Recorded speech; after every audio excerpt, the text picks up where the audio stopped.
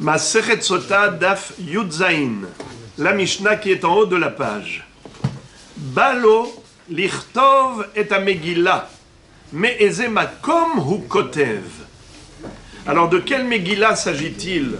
Vous le savez qu'un homme qui soupçonne son épouse de l'avoir trompée parce qu'il avait averti, il avait mis en garde en lui disant « Je t'interdis formellement de t'isoler avec cet homme avec lequel j'ai l'impression que tu as des contacts malsains. » Et elle, finalement, elle a été attrapée en flagrant délit par des témoins qui l'ont vue s'isoler avec cet homme dans une chambre d'hôtel.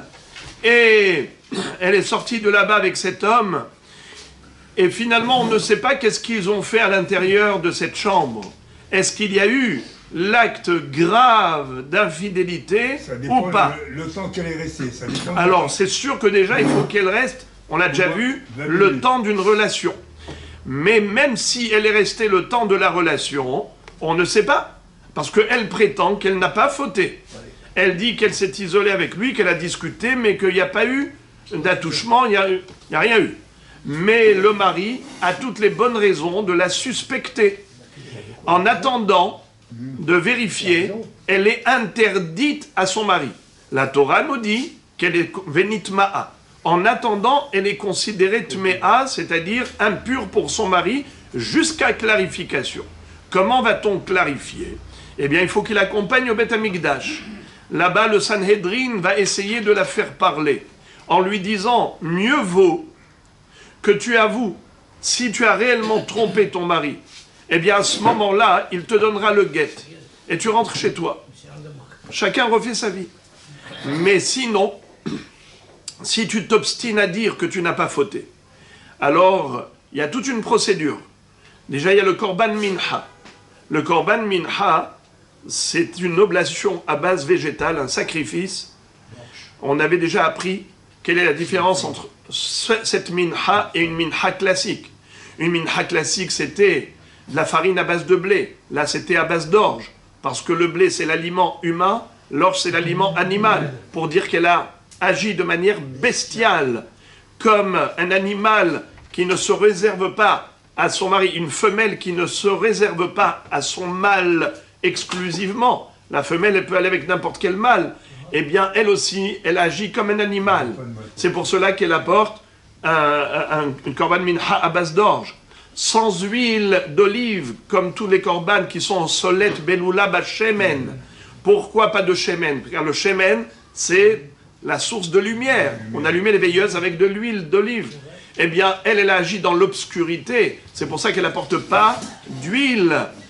Il n'y a pas de levona dans son korban. Pourquoi il n'y a pas de levona comme toutes les korban minha, alcool levonata? Pourquoi il n'y a pas de levona? Car le levona, c'est une épice parfumée qui rappelle les imahot akdoshot sararikara helvelea, qui était pudique, alors qu'elle n'a pas agi avec pudeur. Elle a été frivole, légère. Bon, en tout cas, nous avons, après cela, la Torah nous parle de la boisson. C'est donc un kéli en argile dans lequel le Kohen va mettre de l'eau. Dans cette eau, il va effacer le parchemin sur lequel il avait retranscrit la paracha de Sota. Et il va prendre même du afar du Mishkan, du afar du Beth Amikdash. Un peu de afar qu'il va mettre sur l'eau. Et tout cela, ce breuvage, il va lui dire, écoute bien madame, soit tu avoues que tu as fauté, soit tu bois. Mais si tu prétends que tu es innocente et que tu n'as pas fauté avec cet homme quand tu étais en isolement avec lui, eh bien, maintenant cette eau, non seulement qu'elle ne va pas faire du mal, elle ne va pas faire de mal, au contraire, ça va elle va avoir une bracha. Si elle était stérile, elle devenait fertile. Si elle avait difficilement, elle les aurait facilement. S'ils étaient infirmes, ils naissaient en bonne santé, ainsi de suite. Veniketa, venizrea zara. Si elle est nekia, nizrea zera. Mais sinon, sache que ton ventre va gonfler, ta jambe va tomber, et il va y avoir quelque chose de miraculeux. Parce que, en fait, en buvant cette eau, c'est quelque chose qui est juste incompréhensible. Comment cette eau peut agir en elle de cette manière? En fait, c'est un miracle. Maintenant, ce qu'on va étudier dans cette Mishnah, c'est le texte. Quel est le texte que le Kohen doit inscrire dans la Megillah, dans le parchemin qu'il va effacer dans cette eau? Alors, il y a 4 psukim dans la Torah, et par rapport à ces 4 psukim, il y a une mahloket entre 3 Tanaïm, Rabbi Meir, Rabbi Yehuda et Rabbi Yossi. Rabbi Yossi, et j'allais dire le plus généreux en texte, en matière d'écriture. Il va dire que le Kohen va tout écrire. Les 4 psukim que je vais vous lire, il doit tout écrire dans le parchemin qu'il va ensuite effacer dans l'eau. Rabbi Yehuda, il va être, on va dire, le plus économe. Il va faire écrire très peu d'écriture. Très abrégé son texte, très succinct. Et Rabbi Yehuda, ça va être... donc Rabbi Yehuda, c'est lui qui va être le plus succinct. Rabbi Yossi, c'est celui qui va nous donner un texte entier, intégral.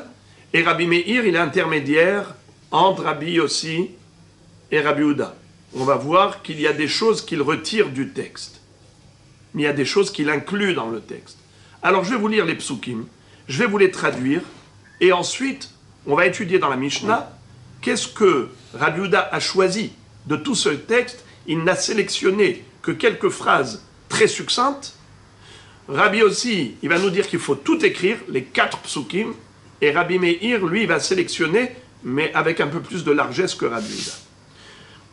Je vous lis les psukim. Veishbia ota hakohen, ve'amar el ha'isha, im lo shachav ish otach, ve'im lo sati tum'at tahat ishech, innaki mimeh hamarim hamarerim ha'ele. Et le Kohen la fera jurer, et il dira à la femme, si tu n'as pas eu de relation sexuelle avec un homme étranger, et si tu n'as pas été infidèle pour t'impurifier, te rendre impur quand tu étais marié, Hinnaki mime amarim, tu seras quitte de ces eaux amères, ham arerim ha'ele, porteuses de malédiction pour toi. Ve'at, ki sati tahat ishech, mais si toi, tu as été sota, tu as dévié du droit chemin, et tu as trompé ton mari, vechinitmet, et tu t'es rendu impur, vaiten ishbach et shechovto mi balade ishech, un homme étranger, qui n'est pas ton mari, a une relation avec toi, il a une relation avec toi, eh bien le pasouk d'après, donc on est déjà à 2 psukim. 3e pasouk, Vishbia Kohen et Aisha Bishvuata Allah, le Kohen va donc adresser à cette femme un serment de malédiction.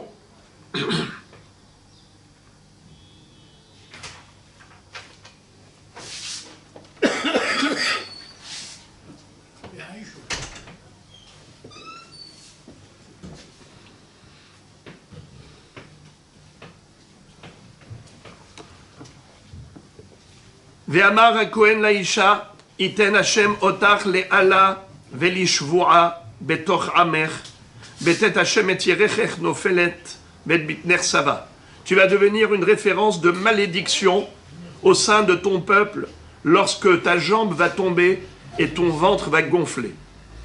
4e pasouk, Ubaou amaim aririm ha'ele beme'air, et ces eaux porteuses de malédiction arriveront et atteindront tes entrailles, l'atzbot beten velan pilyarer, pour enfler le ventre et faire tomber la jambe, ve'amra ha'isha, amen, amen.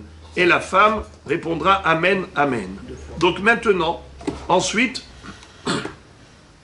il est écrit, après cela il est écrit, ve'katav et ha'alot ha'ele, ha'kohen, ba'sefer, u'mahal me'amarim. Ça c'est le 5e pasouk, qui dit que le Kohen va devoir retranscrire toutes ces malédictions sur un sefer, c'est-à-dire sur un parchemin, ou maha el me'amarim, qu'il effacera dans les eaux amères. Alors, maintenant, on va étudier la Mishnah qui va nous relater les 3 opinions, Tanakama, Rabbi Yehuda et Rabbi Yossi. Mais Tanakama, comme toujours, vous le savez que Stam Mishnah Rabbi Meir. Tanakama, on ne dit pas toujours Rabbi Meir Omer, mais on sait que c'est Rabbi Meir, parce que Rabbeinu Akadosh, le rédacteur de la Mishnah, quand il a écrit les Mishnayot, quand il n'a pas donné le nom, alors ça s'appelle Stam Mishnah, une Mishnah Stam. Qui en est l'auteur? Rabbi Meir. Il y a même un piyut. Stam Mishnah ou Rabbi Meir, n'est-ce pas? Alors, Stam, c'est Satoum. Satoum, ça veut dire que on ne sait pas qui est l'auteur. C'est Satoum, Stam Mishnah. Alors, Ba lo lirtov et Megillah, mais eze makom ou kotev. La Mishnah nous dit, lorsque le Kohen vient pour retranscrire le passage de la Sota qui figure dans Parashat Nasso, à partir de quel passouk il doit écrire? Mi ve'im lo shachav ishotar, ve'at kisati tahatisher, ve'eno kotev, ve'ishbi'a Kohen et Aisha, ve'kotev iten Hashem otach le'ala ve'lishvoa, ובאו המים הערערים האלה במעייך לצבות בטן ולנפיל ירך, ואינו כותב ואמרה האישה אמן אמן. Alors, Tanakama nous dit qu'en fait, il va tout écrire sauf 2 phrases. Sur ces 4 psukim, qu'est-ce qu'il n'écrit pas? Il n'écrit pas les tzavaot et il n'écrit pas les kabbalot. Qu'est-ce que c'est que tzava'a et qu'est-ce que c'est que Kabbalah? Tzava'a, c'est une ordonnance.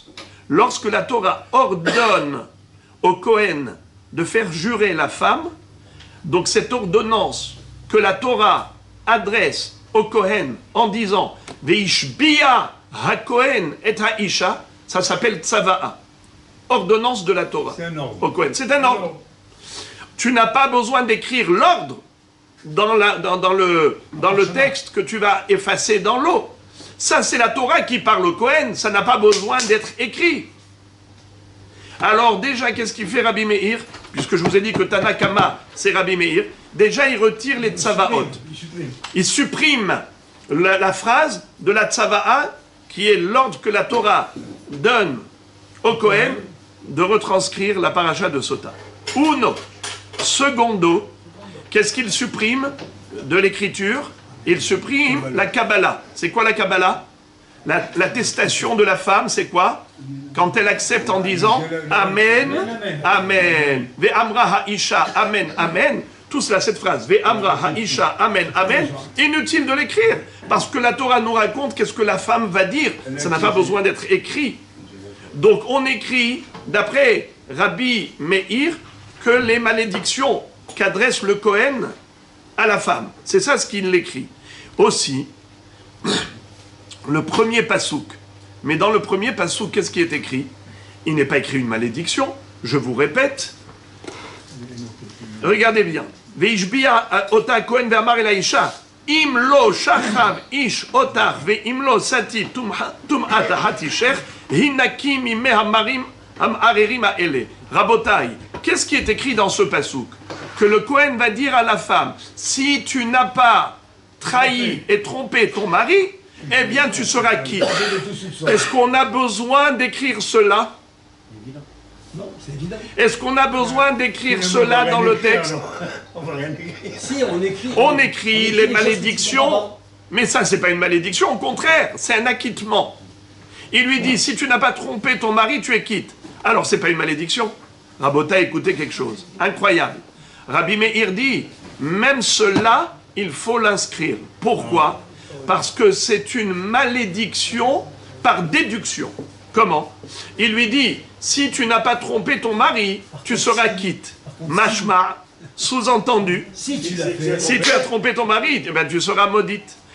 Certes, après on le dit clairement, parce que dans le passouk, d'après qu'est-ce qui est écrit? Ve'at kisati tahatisher vechinitmet, vaiten ishbach et shechovto mi bal'adeisher. Et donc il lui adresse la malédiction explicite, mais là il y a aussi une malédiction implicite. Donc il y en a une qui est explicite et une qui est implicite. Rabbi Meir dit on écrit les deux dans la Megillah. Le Kohen il écrit les deux. Même ce passouk qui a priori acquitte la femme en cas de non-trahison, mais de là tu sous-entends qu'en cas de trahison, elle sera maudite. Alors même ça, c'est à écrire. La seule chose qu'on supprime de l'écriture, c'est les intermèdes. C'est quand il est écrit une ordonnance, Veishbiya ha-Kohen et ha-Isha. c'est pas la peine d'écrire ça. Ces mots-là, Vishbia Kohen Teisha, ça c'est une ordonnance, c'est un ordre que donne la Torah au Kohen. One. Aussi, le fait qu'elle est attestée, qu'elle est acceptée. Elle a dit Amen, Amen. Ve'amra Isha, Amen, Amen. C'est pas la peine d'écrire ça. Donc Rabbi Meir, il a supprimé ces phrases qu'on appelle Tzava'a et Kabbalah. Par contre, tout le reste, même les malédictions implicites par sous-entendu, même ça, ça doit être retranscrit dans la Megillah qui sera effacée. Maintenant, on a terminé l'opinion de Rabbi Meir. Passons à Rabbi Yossi. Rabbi Yossi Omer, Lo Haya Mafsik. Rabbi Meir te dit, Rabbi Yossi te dit, contrairement à Rabbi Meir, qui supprime certaines phrases intermédiaires, lui il dit non. Si déjà on écrit le texte, on l'écrit intégralement, sans aucune suppression. On ne supprime absolument rien. Même les phrases intermédiaires, Lohaya Mapsik, même cela on rajoute. Par exemple, Vishbi à Kohen, on écrit Vishbi à Kohen. Ve'amra Isha Amen Amen, on écrit Ve'amra Isha Amen Amen. Lohaya Mapsik. Maintenant passons à la troisième opinion. Rabbi Yehuda Omer, Kol Atzmo, Eno Kotev, Elaiten Hashem Otach le Allah Belishvoa, Ubaou Amaim Amaririm Aele Beme'aich, Ve'eno Kotev Ve'amra Isha Amen Amen. C'est-à-dire, Kol Atzmo Eno Kotev. Lui, le Kohen, on lui dit, écoute bien, surtout tu ne rajoutes rien, en plus, dans cette Megillah qu'on va effacer. Tu n'écris que la malédiction stricto sensu, juste le minimum, succinctement, ce qui est écrit comme malédiction. Ni les Kabbalot, ni les Tzavaot, ni le Passouk qu'on a dit tout à l'heure, en sous-entendu, dont la malédiction elle est implicite. Uniquement la malédiction qui est explicite, mais fourrache, et pas par sous-entendu, ce qu'on appelle en hébreu mashmaout, quelque chose qui est mashma, qui est sous-entendu. Non, uniquement mashemé fourrache, ce qui est explicite comme malédiction dans la Torah. Donc, comme je répète, on a les trois Tanaïm, Rabbi Yossi, qui lui fait écrire la totalité du texte, Rabbi Yehuda, qui est diamétralement opposé, le minimum, le strict minimum, la malédiction mamash, qui est explicite mais pas plus, mais Rabbi Meir, qui lui a fait écrire la malédiction qui est implicite, c'est-à-dire le premier pasouk, mais il a tout de même supprimé les Kabbalot et les Tzavaot. Ça quand même il a supprimé. Pourquoi cette guerre Comment entre les trois? Comment Pourquoi cette guerre entre les trois? Bravo! Votre question, c'est la question d'Agmara. Bemaïka mefalge. Kol hakavod lecha. C'est-à-dire? Rabbi William, vous avez une tête de Gemara. Pour la Gemara. Je suis pas souvent chez vous. Alors voilà, c'est la belle question que la Gemara va poser. Bemaïka mefalge. Pourquoi ce débat entre les trois Tanaïm? Alors vous allez voir, vous allez vous régaler, vous allez vous délecter, vous allez voir comment chacun a étudié la Torah à sa façon par rapport aux principes qui sont les leurs. Behaikra kamefalge. Leur mahloket, elle est par rapport au pasuk suivant. Vekatav et ha'alot ha'ele ha'kohen basefer. Comme je vous ai dit, après les 4 premiers psukim, on a un 5e pasuk. C'est quoi le 5e pasuk? Vekatav et ha'alot ha'ele ha'kohen basefer umaha el mehamarim. Donc le Kohen va devoir inscrire ses halot, ses malédictions et ses serments dans le sefer, dans le parchemin. Umaha el mehamarim, et qu'il va effacer dans l'eau amère. Alors regardez les deux mots, ha'alot, ha'ele. Rabbi Meir Savar, alot, alot mamash, c'est-à-dire les malédictions. Concrète. Lesquelles? Celles qui ont été écrites explicitement dans la Torah. Ha'alot, le he, les rabot, klalot, abaot, mehamad, brachot. Le he de ha'alot, le he c'est l'article défini, le he ayedi'a, c'est pour inclure encore un pasouk, lequel? C'est les klalot, abaot, mitor, brachot. C'est-à-dire le premier pasouk qui n'était pas une klala explicite, mais implicite, en lui disant tu seras béni si tu n'as pas fauté, ça veut dire tu seras maudite si tu as fauté. Eh bien, même ce passouk, il faut l'écrire. Donc ça nous fait combien d'éléments déjà? 2. Les klalotes explicites et les klalotes implicites. Maintenant, ha'ele, regardez le mot ha'ele, il y a ele et il y a le he de ha'ele. Il fait 2 drachot. Premièrement, ele les maoté klalot shebe mishne Torah, c'est-à-dire, premièrement, ele, ça veut dire uniquement les klalotes qui figurent dans Parashat Sota. Ça exclut d'autres klalotes qui figurent dans la Torah. Lesquels? Dans Parashat Kitavo, dans Sefer Devarim, nous avons des klalotes aussi. Malheureusement, il y a 98 malédictions qui sont inscrites là-bas. Ça, il ne faut pas qu'ils les écrivent dans ce rouleau, dans ce parchemin. Donc, les maouté klalot shebe mishne Torah. Pourquoi? Parce qu'on aurait pu y croire qu'il doit écrire toutes les klalotes qui figurent dans le Sefer Torah. Alors on te dit non, c'est uniquement elle. Maintenant, ha-elle, pourquoi il y a le he, ayedia? Les maouté tsavaot ve kabbalot, amen. C'est pour exclure également le pasouk de la tsava'a. Rappelez-moi, c'est quoi le pasouk de la tsava'a, de l'ordonnance? Eh bien, bravo, l'ordre que la Torah donne au Kohen d'inscrire, d'avertir la femme et de lui dire, voilà, vishbi'a Kohen et Aisha. Ça, on n'a pas besoin de l'écrire. Ça s'appelle tsavaot. Et également, Kabbalot Amen. C'est quoi Kabbalot Amen? La femme qui répond Amen, Amen. Ve Amra Haisha Amen, Amen. Tu n'as pas besoin d'écrire cette phrase. Ok. Alors, à Botaï, on a compris, pour Rabbi Meir, qu'est-ce qu'on rajoute et qu'est-ce qu'on exclut. Qu'est-ce qu'on inclut? Les klalotes explicites et implicites. Qu'est-ce qu'on exclut? Les tsavaot et les kabbalot. Très bien.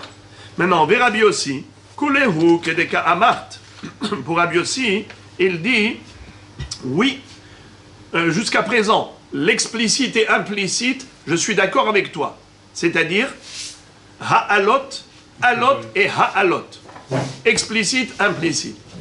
Mais pourquoi est-ce qu'il rajoute alors les vehishbi'a isha ve'amra, vehishbi'a kohen et aisha ve'amra isha amen amen? Pourquoi il inclut les tsavaot et les kabbalot?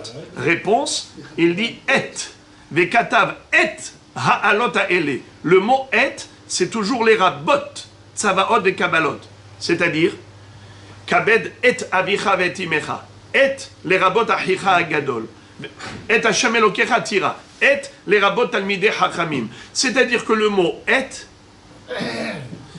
en fait, dans la Torah, n'a pas été écrit pour rien. C'est pour rajouter quelque chose. C'est pour inclure encore autre chose. Alors les frères et les amis, c'est ce que fait Rabbi aussi.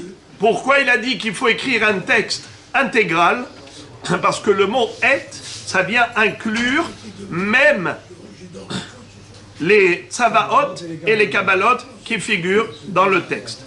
Rabbi Meir, etim lodarish. Rabbi Meir, lui, il n'est pas d'avis de faire des drachot à chaque fois qu'il y a écrit le mot « et » dans la Torah. Donc c'est la raison pour laquelle il n'a pas inclus les kabbalot et les tsavaot. Pardon, exactement. Ve Rabbi Yehuda, kulehu bemi'ote darish lehu. Lui, Rabbi Yehuda, il te dit, mon cher ami, au contraire, j'exclus tous les à côté. Je ne retiens que les klalotes qui sont beferouches. Par exemple, regardez. Kulehu bemi'ote darish lehu. Alot, alot mamash. Ha-alot, les maoté klalot abaot mehamad brachot. C'est extraordinaire. Vekatav, comment c'est écrit? Vekatav et ha-alot ha-ele ha-kohen ba-sefer ou maha el amarim. La Torah écrit Vekatav et ha-alot. Alot, c'est les malédictions explicites. Ha-alot, le he, c'est pour dire l'article défini. Dafka, c'est alot et pas celles qui sont implicites. Qu'est-ce qui était implicite? Pas les sous-entendus. Pas les sous-entendus, c'est le premier pasouk. Où il lui dit, si tu n'as pas trompé ton mari, eh bien tu seras quitte en buvant de ce breuvage. Ce qui veut dire, sous-entendu, si tu as trompé ton mari, tu seras maudit. Eh bien, le sous-entendu, on ne l'écrit pas. On écrit que la klala explicite et pas la klala implicite. Vous avez remarqué, de Rabbi Meir, le hé, qu'est-ce qu'il en a fait? Une inclusion. Rabbi Houda, qu'est-ce qu'il en a fait du hé? Une exclusion. La Gemara tout de suite va poser la question, elle va dire Rabbi Meir, il est un peu incohérent. Et la Gemara va expliquer Rabbi Meir dans quelques secondes. Alors on continue. Le hé de ha'alot les maoté klalot abaot mehamad brachot. Elle, ha'alot ha'ele, celle-là. Alors elle, les maoté klalot shebe mishne Torah. Ha'ele, les maoté tsavaot vekabalot. Encore une fois. C'est que des exclusions d'après Rabbi Houda. Elle, c'est uniquement se'alot. Ça exclut, évidemment, les klalot qui figurent dans Parashat Kitavo, les 98 malédictions qui figurent dans Sefer Devarim. De source. Non, mais comme on a dit, les katav et alot, Sefer, on aurait pu penser que tout ce qui figure dans le Sefer Torah, comme malédiction, ça doit être inscrit dans ce parchemin. C'est pour ça que la Torah, elle a restreint en disant uniquement ces klalot stricto sensu, et pas tout ce qui figure dans la Torah. On précise. Et le hé de ha'ele, les maoté de savaot vekabalot, pour exclure les ordonnances et les acceptations, les attestations. C'est-à-dire l'ordonnance que l'ordre de la Torah au Kohen, ve'ishbi'a ha-Kohen et Isha, et la Kabbalah de la femme, ve'amra ha-Isha, amen, amen. Tout cela, c'est supprimé. Donc voilà pourquoi Rabbi Houda, il a un texte qui est extrêmement succinct. La Gemara pose la question, elle dit, Rabbi Meir, on ne comprend pas. Maïshna, hey, demerabe, ou Maïshna, pardon, excusez-moi, j'ai mal lu. Les Rabbi Meir, Maïshna, hay, hey, demerabebe, ou Maïshna, hay, hey, demaidbe. Rabbi Meir, il se contredit, car dans le ha'alot, le hé de ha'alot, il a utilisé cet article défini pour inclure un passouk supplémentaire. Et tandis que dans le hé de ha'ele, l'article défini de ha'ele, il a utilisé pour exclure les tsavaot et kabbalot. Alors on ne comprend pas, Rabbi Meir, est-ce que le hé vient inclure ou vient exclure? Le hé de ha'alot, il a utilisé pour inclure, et le hé de ha'ele, il a utilisé pour exclure. Il faut être cohérent. Réponse. Hé degabé ribouya, ribouyahu, hé degabé mi'uta, mi'utahu. C'est-à-dire, tout dépend du contexte. Si le hé est annexé à un mot inclusif, alors il vient pour inclure. Si il est associé à un mot qui est justement exclusif, alors il vient pour exclure. Démonstratif. Tout dépend du contexte. Comme ici, ha'alot, ha'ele. Ele, c'est restrictif. Ele et pas autre chose. Donc c'est sûr que le ele, puisqu'il l'exclut, donc même le hé de ele vient pour exclure. Tandis que alot, ça vient pour inclure les alot. Alors le hé de alot, ça vient inclure d'autres alot, pas seulement les malédictions explicites, mais même implicites. Quand le Kohen lui dit à cette femme, sache que ton ventre va gonfler et ta jambe va tomber, en fait c'est une klala. Et quand il dit ha'alot, même le passouk précédent, qui était soi-disant une bracha, mais une bracha si tu n'as pas trompé ton mari, mais sinon, eh bien, cette eau sera source de malédiction. Maïm am arerim. Alors à Botaï, la Gemara nous dit comme ça. Je ne comprends pas. Rabbi Meir se contredit par rapport à ce qu'il nous a enseigné dans Masechet Kiddushin. Dans Masechet Kiddushin, Rabbi Meir nous dit Kol tnai she'eno kitnai bnei Gad ubnei Reuven eno tnai. C'est-à-dire, lorsque Moshe Rabbeinu a été sollicité par les bnei Gad ubnei Reuven, qui ont dit à Moshe Rabbeinu, on souhaite s'installer de l'autre rive du Jourdain. On ne veut pas rentrer en Israël. On veut rester ici, de l'autre rive du Hever Yarden, parce qu'il y a un pâturage qui convient et qui correspond à nos troupeaux nombreux. Alors on voudrait nous installer ici. Alors, qu'est-ce que leur a dit Moshe Rabbeinu? À condition que vous alliez d'abord accompagner vos frères pour livrer guerre aux Kénaanim. Une fois que vous avez fait votre devoir, vous pouvez revenir vous installer ici. Mais là, il leur a dit comme ça. Si vous faites ce que vous avez promis d'aller en guerre avec vos frères, très bien, je vous accorde votre demande de vous installer vers Hever Yarden. Sinon, si vous n'y allez pas, alors non. Pourquoi Moshe Rabbeinu avait besoin de dire le oui et le non, mais ça va de soi. C'est pour nous enseigner les lois de ce qu'on appelle tnaï, des conditions. Pour qu'une condition soit considérée valide, il faut qu'elle soit sine qua non. Si oui, oui, sinon, non. Alors Rabbi Meir, chez lui, il n'y a pas de sous-entendu.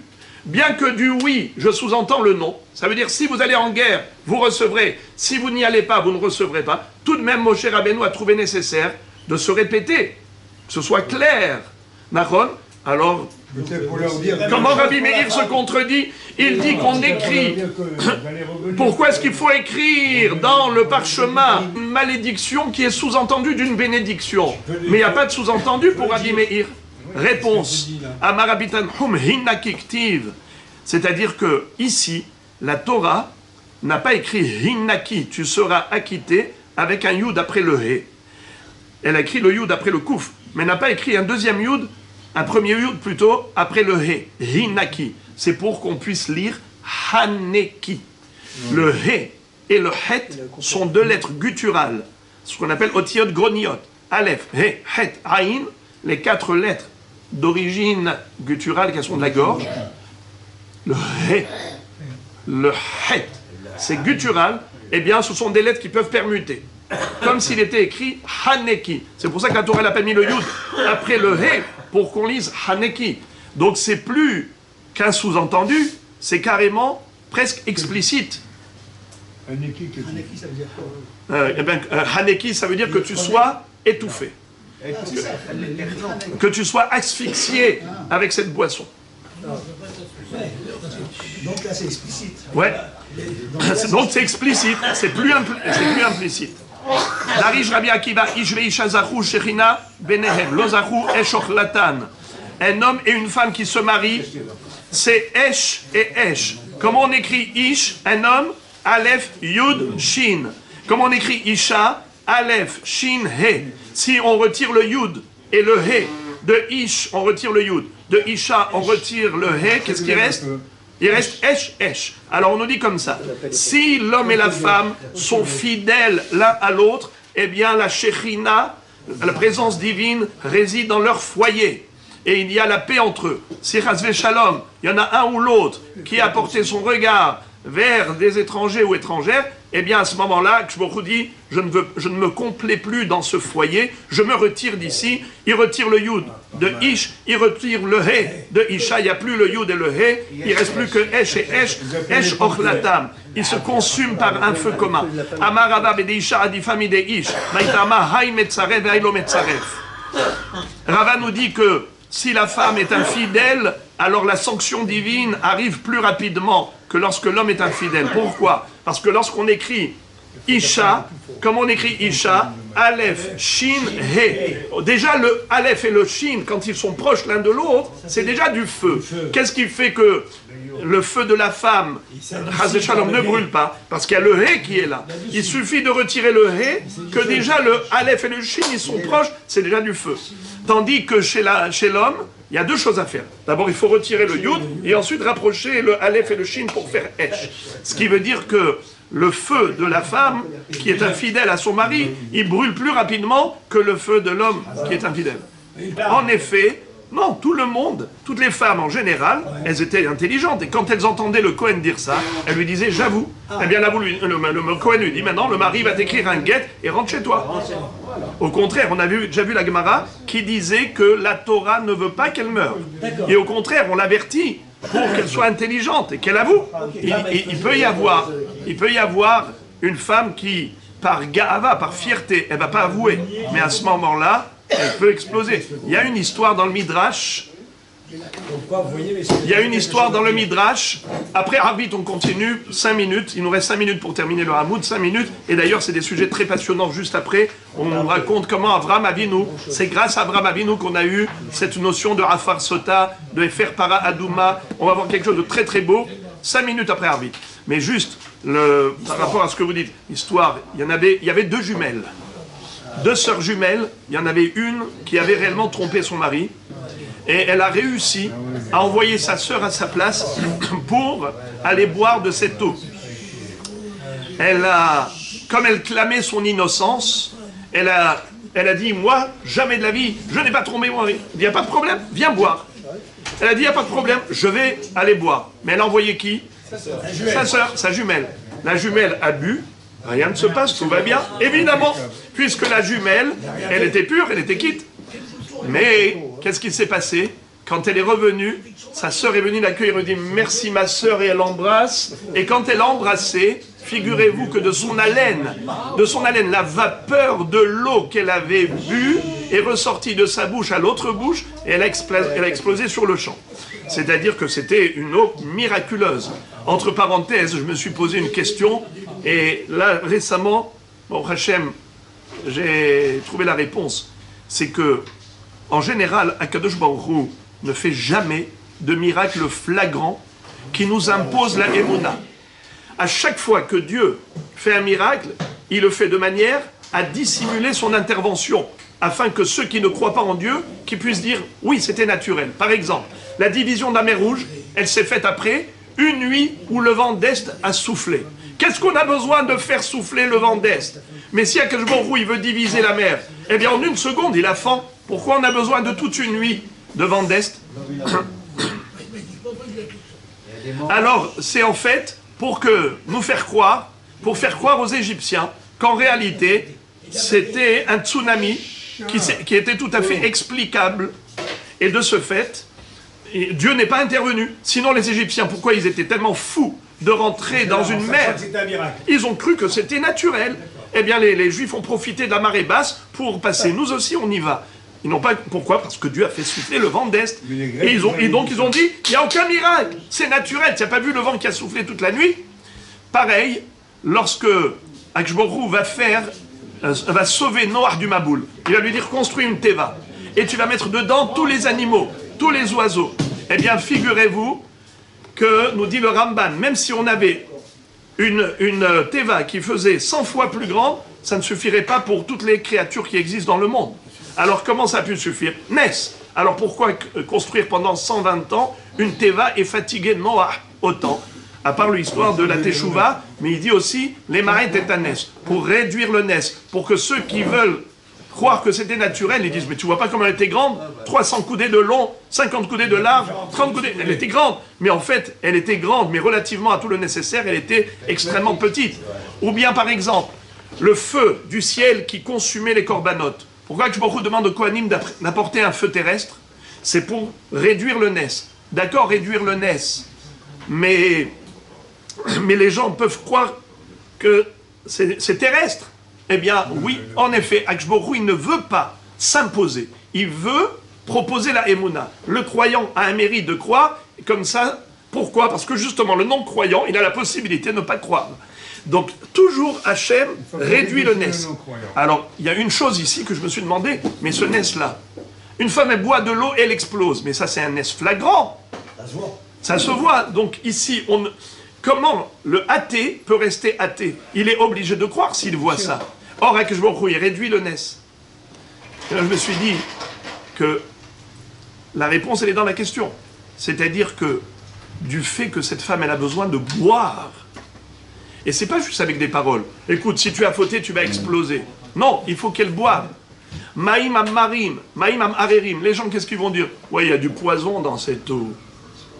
Ils peuvent faire dépendre l'explosion physique de cette femme, non pas de la malédiction qui arrive par rapport à sa faute, mais par rapport à quoi? Un poison. Ils mettent dedans Afar, Hamishkan, ils mettent dedans Maïma Marim, Marka La'ana. Peut-être qu'il y a du poison. Celui qui veut trouver des échappatoires pour ne pas croire en Dieu, il trouvera toujours. Ça veut dire que le mérite du choix du bien, c'est parce qu'il y a possibilité du choix du mal. C'est tout votre zéchoud d'être ma'aminim, bne ma'aminim. La Gemara maintenant nous cite des drachot concernant le Afar Sota et Efer Para. Vous vous en souvenez? On a étudié cette notion de Efer Para Adouma, la cendre de la vache rousse qui permettait de purifier toute personne qui était devenue impure par contact avec le mort. Une personne qui a touché un mort qui était sous le même toit qu'un défunt, cette personne devient impure.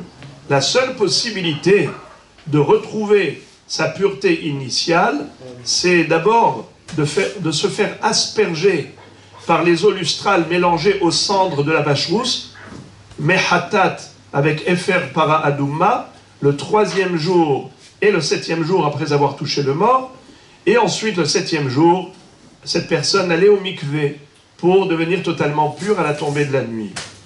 Mais nous avons également autre chose, c'est afar sota, c'est-à-dire que la Torah demande au Kohen non seulement d'effacer le texte de la sota qu'il avait préalablement inscrit sur un parchemin, mais en plus de prendre de la poussière de la terre du Mishkan, à l'époque du Mishkan, ou du Beth Amikdash plus tard, et de mélanger cela à l'eau, de mettre ça sur l'eau qu'on allait donner à boire à la femme soupçonnée d'adultère.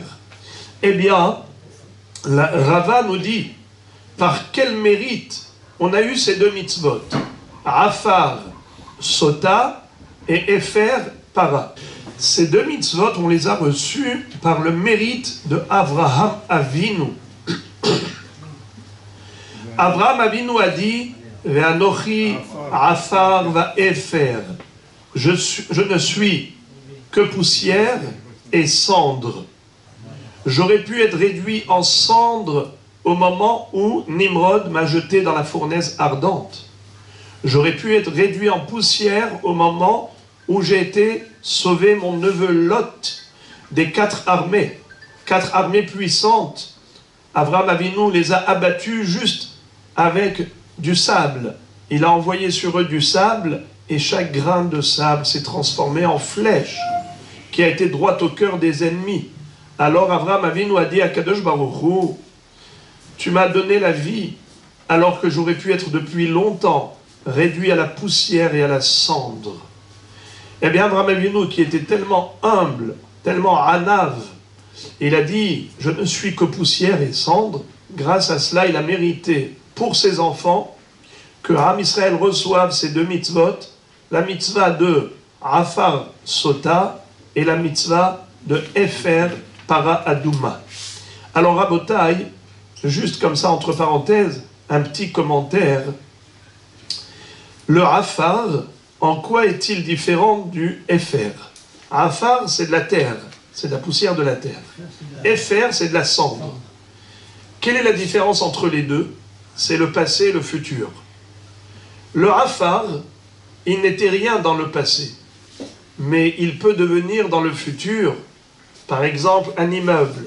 Vous voyez un building, waouh, avec quoi ça a été fait? Avec du Afar. On va planter dans la terre, vous allez avoir de très beaux fruits, de bons légumes. Avec quoi ça a été fait? Avec la terre. La terre, dans son passé, elle n'a pas d'historique important, mais elle est capable d'engendrer, de générer une très belle histoire dans le futur. Tandis que la cendre, au contraire, ça n'a pas de futur, ça n'a pas d'avenir, mais ça a un très beau passé. Car avec quoi on fait de la cendre? Avec quelque chose qu'on a brûlé. Cette chose-là, ça pouvait être quelque chose de très important, qui a été incendié, qui a brûlé. Donc, la cendre, elle a du passé, mais n'a pas de futur. La terre n'a pas de passé, mais elle a un futur. Et Anochi Afar va Efer. Avraham Avinu a dit, je ne suis absolument rien, ni dans mon passé, ni dans mon futur. Cette humilité a fait que, grâce à cela, il a mérité Afar Sota et Efer Para Adouma. Efer Para Adouma, c'est pour purifier. Une personne qui était impure, mais elle veut devenir pure. Eh bien, elle a un avenir grâce au Efer Para Adouma. La femme, elle, on ne sait pas si dans le passé, elle a fauté, elle a trompé son mari, oui ou non. Le Afar Sota nous clarifie le statut de cette femme par rapport à son passé. Est-ce qu'elle a trompé son mari, oui ou non? Eh bien, le Afar Sota nous le dira. Donc, Avraham Avinu, Bisrout, Afar va Efer, qu'il a dit, je ne suis que poussière et cendre, il a mérité ces deux mitzvot, l'une qui est faite avec la poussière de la terre et l'autre qui est faite avec la cendre. Darish Rava, Bisrar, She'amar Abraham Avinu v'anochi afar va'efer zachu banav ishte mitzvot efer para ve'afar sota. Mais j'ai sauté, excusez-moi, j'ai sauté un autre enseignement de Rava. Amar Rava mipnema bratora ave afar sota zarta yotze mimena ben ke Avraham Avinu dirtiv be v'anochi afar va'efer lo zarta tahzor le'afara.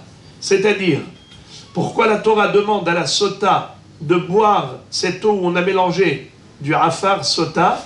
C'est pour que, si elle a mérité, c'est-à-dire qu'elle n'a pas fauté, elle sera non seulement quitte, mais si elle était stérile, elle deviendra fertile et elle méritera d'avoir un enfant comme Avraham Avinu, lequel a dit Ve'anochi afar va'efer. Mais sinon, l'ozarta, si elle n'a pas mérité, ça veut dire qu'elle a trompé son mari, eh bien, tahzor le afara, elle retournera à la poussière de la terre, à la tombe. Alors, la Gemara rebondit sur cet enseignement qui consiste à dire qu'on a mérité deux mitzvot, Efer et Afar, Efer para Aduma et Afar Sota, par rapport à ces deux mots qu'a dit Abraham. Je ne suis que poussière et cendre. Pourquoi on n'a pas rajouté également une autre mitzvah qui se fait avec le Afar, avec la poussière de la terre? Kisui Hadam. Kisui Hadam, c'est-à-dire la mitzvah de recouvrir le sang lorsqu'on a fait la shchita d'une volaille, ou on a fait la shchita d'une haya. Vous savez c'est quoi haya? C'est une bête sauvage qui est cachère. Quelle bête sauvage qui est cachère? Le cerf, la gazelle.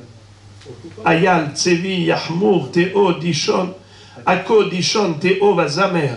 Il y en a 7 qui figurent dans Parashat Shemini. Eh bien, quand on leur fait la shrita à toutes ces hayot, il faut recouvrir leur sang. Il n'y a que les behemoths, comme le gros bétail et menu bétail, qui n'a pas besoin d'être recouvert leur sang après la shrita. Alors pourquoi on n'a pas parlé de Afar Kisui Adam? Réponse. Adam Ersher Mitzvah Ika Hana Aleka. C'est-à-dire, au niveau de la mitzvah de Kisui Adam, certes, on a une mitzvah, mais on n'a pas de profit personnel. Tandis que pour Afar Sota et Efer Para Aduma, on a non seulement accompli une mitzvah, mais en plus, on a un intérêt, on a un profit personnel. Lequel? Regardez ce que nous dit Rashi. Rashi nous dit Hana'a leka ve'enze kibul sachar. Aval kan yesh hana'a basota. La tête shalom. Premièrement, c'est que ça établit le shalom entre le mari et sa femme. Tant qu'il la soupçonne, il n'y a pas de shalom. Grâce à l'eau qu'elle va boire, grâce au afar sota, eh bien, elle va pouvoir retrouver la paix avec son mari. Veshelo yirbe mamzerim beIsraël imzonahi. Et en plus, quel est le profit? C'est qu'il n'y aura pas des mamzerim au sein d'Israël. Parce que si elle a réellement trompé son mari et qu'elle a eu un enfant avec son amant, c'est des mamzerim qui vont naître. Eh bien, en buvant de cette eau, elle va exploser, il n'y aura pas de mamzerim. Ve'im niketa ve'nizre'a zara. Et si au contraire, elle n'a pas fauté, au contraire, elle va devenir fertile même si elle était stérile. Et elle va aussi supprimer les mauvaises rumeurs à l'égard de ses enfants. Les gens disent, ouais, ces enfants, cette femme-là, de basse classe, ces enfants sont des bâtards. C'est certainement des mamzerim. Eh bien, l'eau va démontrer que c'est pas vrai. Ces enfants sont à elle de son mari et pas d'un autre homme, Hazve Shalom. Donc, il y a un profit du Afar Sota. Ve'efer para, les Taharan, ou les Velizakot et Israël, Mimaase, Ha'egel. Il y a deux profits de la cendre de la vache rousse. Premièrement, ça permet de se purifier pour pouvoir entrer au Beth Amikdash et faire les korbanot et ainsi de suite. Deuxièmement, le profit, c'est que ça nous a purifié de la faute du veau d'or. Comme il est écrit dans le Midrash, la vache rousse nous a purifié du veau d'or. La vache et le veau, c'est la mère et le petit. Tavo ha'em utkaneach so'at benah. Que vienne la mère nous purifier de l'impureté du veau d'or. La mère, c'est-à-dire la vache rousse. Donc voilà pourquoi on n'a pas parlé de Afar de Kisui Adam, car dans le Kisui Adam, il n'y a pas de profit personnel, il n'y a que une mitzvah. Darash Rava, Bisrar, Sheamar Avraham Avinu, Im Yichut ve'atzroch Na'al, Zachu banam lishte mitzvot, Chut shel techelet, Urtsua shel tefilin. Dans le même ordre d'idées, on a dit que grâce à deux mots d'Abraham, Afar va Efer, on a mérité deux mitzvot. Afar Sota, Efer Para Aduma. Dans le même ordre d'idées, on nous dit, pour deux phrases qu'a dit Abraham, eh bien on a mérité deux mitzvot. C'est quoi? Lorsque Abraham avait gagné la guerre contre les 4 armées puissantes et il avait sauvé son neveu Lot, il avait réussi à récupérer tous les captifs, tous les prisonniers de guerre de Sédom, de Amora et tout ça, il les a sauvés. Alors le roi de Sédom va dire à Abraham, s'il te plaît Abraham, rends-moi les âmes et garde le butin. Tenli hanefesh ve'arichush kahlach. Qu'est-ce qu'a dit Abraham Avinu? Jamais de la vie, je jure que je ne prendrai ni un fil, ni un lacet de chaussure. Harimoti yadi el Hashem el Elyon kone shamayim va'aretz. Im yichut ve'atzroch na'al ve'im ekach mikol asher lach. Étant donné que Abraham Avinu a juré qu'il ne prendra pas ni un fil, ni un lacet de chaussure, les lacets de chaussure à l'époque c'était en cuir. Alors, Zachu Bana bishte mitzvot. Am Israël a mérité de recevoir au moment du Matan Torah 2 mitzvot. Premièrement, Chut shel techelet, un fil bleu azur. Aujourd'hui, malheureusement, on n'a pas encore le techelet, mais à l'époque, on faisait la mitzvah à la perfection. On allait teindre les fils avec du sang d'un poisson qui s'appelle Hillazon, et c'est comme ça qu'on avait le Chut shel techelet, un fil bleu azur. Urtsua shel tefilin, également la lanière de tefilin qui est en cuir. Alors la Gemara dit bish lamar etzua shel tefilin, entre parenthèses. Il a refusé. Pourquoi il a refusé? Pour s'éloigner du gezel. Il a dit peut-être que je ne mérite pas, ça ne me revient pas de droit et je fuis le vol. Donc je ne veux pas prendre même pas un lacet de chaussure, même pas un fil de quoi que ce soit de ce butin. C'est grâce à cela qu'il a mérité ces 2 mitzvot, tzitzit et tefillin. La Gemara dit, bish la maretzua shel tefillin dirtiv, vera'u kol amei haaretz ki shem Hashem nikra alecha v'yare'u mimeka, v'tanya Rabbi Eliezer hagadol omer, elu tefillin shebarosh, et la chut shel techelet mayi. Tu viens de me dire que les mitzvot qu'a mérité Abraham pour ses enfants, pour Am Israël, c'est pas juste des mitzvot. C'est des mitzvot qui, en plus, nous procurent un profit personnel. Alors, je peux comprendre quel est l'intérêt personnel au niveau de tefillin, mais au niveau du tzitzit, je ne comprends pas. Pourquoi? Quel est l'intérêt que nous avons par rapport au tefillin? Eh bien, il est dit que les tefillin chez Baroche, quand on porte les tefillin de la tête, on a le nom d'Hachem sur nous. Le shin, vous voyez le shin des tefillin, n'est-ce pas? C'est à l'intérieur, c'est en relief. Nous avons le shin qui est en relief. On a le dalet dans le nœud qui est derrière la tête, on a le dalet. Et dans le tefillin de la main, qu'est-ce que nous avons? Le yud. Shin, dalet et yud, ça fait le nom divin. Donc déjà la majorité du nom divin, 2 lettres sur 3, sont déjà dans Tfilin chez Baroche. Et il est écrit que lorsque les nations du monde verront que le nom d'Hachem repose sur toi, ils te craindront. En effet, quand on porte les Tfilin chez Baroche, je n'ai pas le temps d'expliquer maintenant, mais en fait, à part ça, nous avons 42 fois le nom d'Hachem sur nous. Car dans les Tfilin chez Liad, on a 21 fois le nom d'Hachem, et dans Tfilin chez Roche, 21 fois le nom d'Hachem. En tout, ça fait 42. Et la Gemara dans Maseret Kiddushin d'Afraïn Aleph nous dit que celui qui connaît le nom divin qui est composé de 42 lettres, eh bien, on a peur de lui.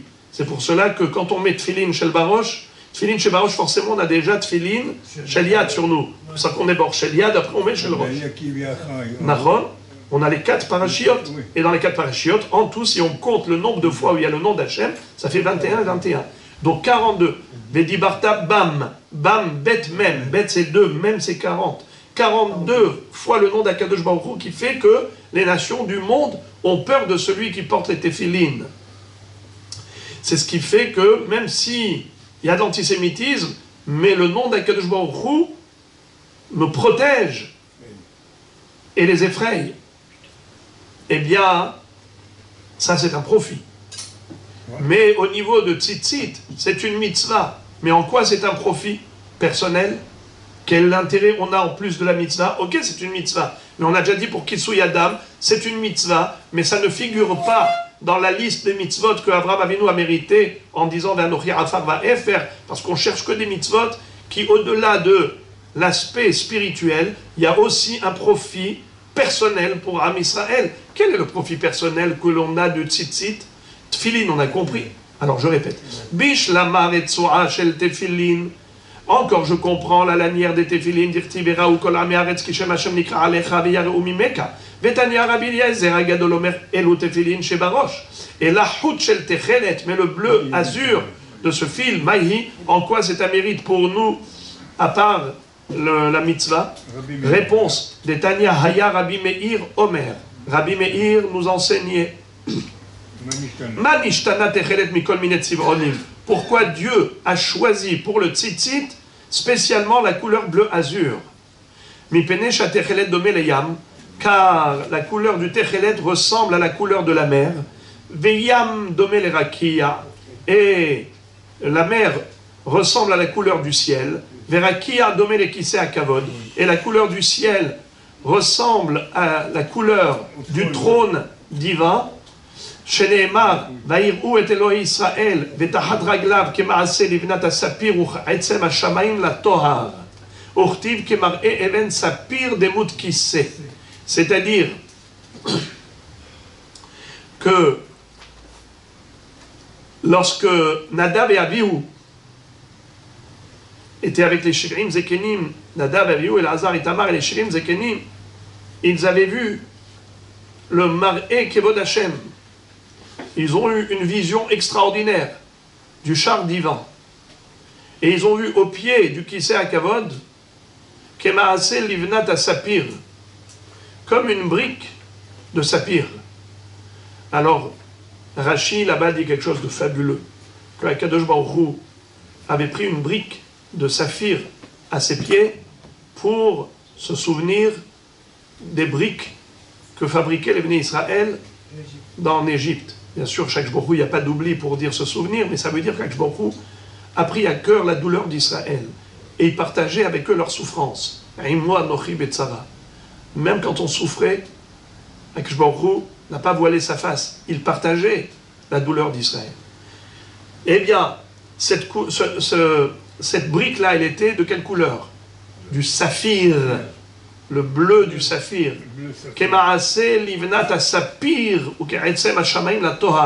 Comme la clarté du ciel, quand on voit le bleu du ciel. Eh bien, c'était comme le Kisei HaKavod. Kemar e even sapir demut Kisei. Le demut du Kisei. La couleur du Kisei HaKavod. Eh bien, nous avons un srout.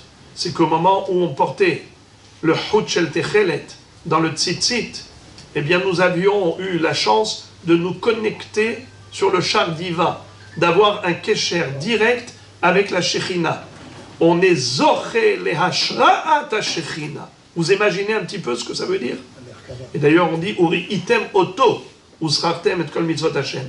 Uri item oto, ça veut dire quand vous allez regarder le pétil techelet. Mais en réalité, grâce à la mitzvah de tzitzit, on méritera de voir la Shechina. Ur item oto, melech beyofio techezena enecha. Tu auras le mérite de jouir de la splendeur divine dans le Olam Haba, mais déjà dans le Olam Hazé, tu es zoré le Hashra'at ha-Shechina grâce à la mitzvah de Techelet. Voilà pourquoi on dit que ce sont ces deux mitzvot qu'on a reçus, Tefillin et Tzitzit, grâce à Abraham Avinu qui avait dit Imihud ve'atzroch na'al ve'imekach mikol asher lach.